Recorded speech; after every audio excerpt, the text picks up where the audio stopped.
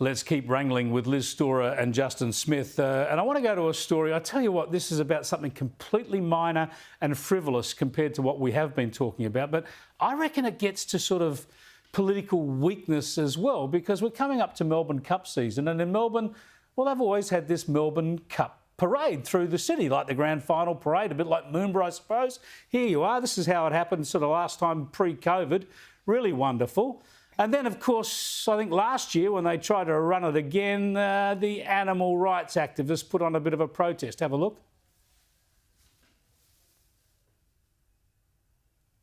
Animal cruelty protesters marched on the parade. Horse racing kills! Trying to drown out proceedings amid backlash from those riding retired gallopers. These horses are saved from all that because we love them. All right, so everybody loves horses and they had those protesters. But Justin, the organisers have now decided not to have the parade anymore.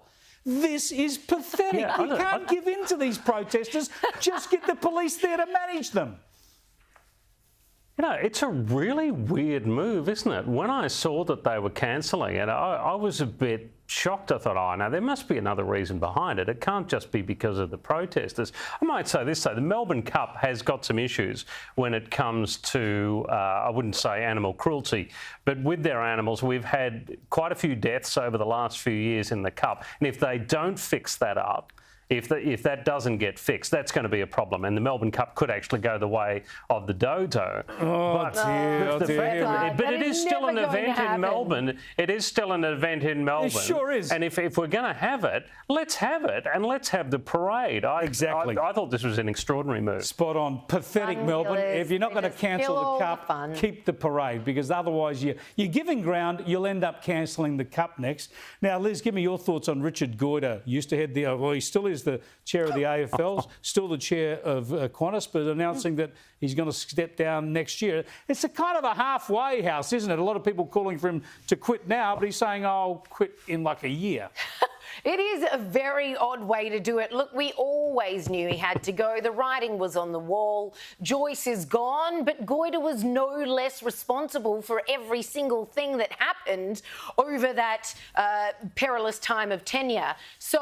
But this idea of I'm leaving but not quite yet, I don't think that's going to satisfy the baying crowds. And you've got to wonder what his game plan is there. Is he hoping that perhaps once the time will come, it'll fizzle out and he's proved his worth so he doesn't actually have to leave? Oh, yeah. Because most people, once they resign a job, especially in disgrace like this, you can't leave soon enough. Yeah. So to linger around, this is going to be worse than a premier who's gone to the back bench. This is like, I've left but not really, but I am here still. Look, I tell you what, I've got to confess, I understand that the national airline is an important business. Let's not call them our national airline after they were caught out bumping up private company from Israelis trying to get home back to Australia. Anyway, they are I recognise that their operations are pretty important and there's been a lot of stuff-ups. But I still want Richard Goyder held to account for not being able to get rid of the pro-Victorian bias in the AFL umpiring. That's the real issue he needs to deal with. And I know you'd agree with me. I know you're a Richmond supporter.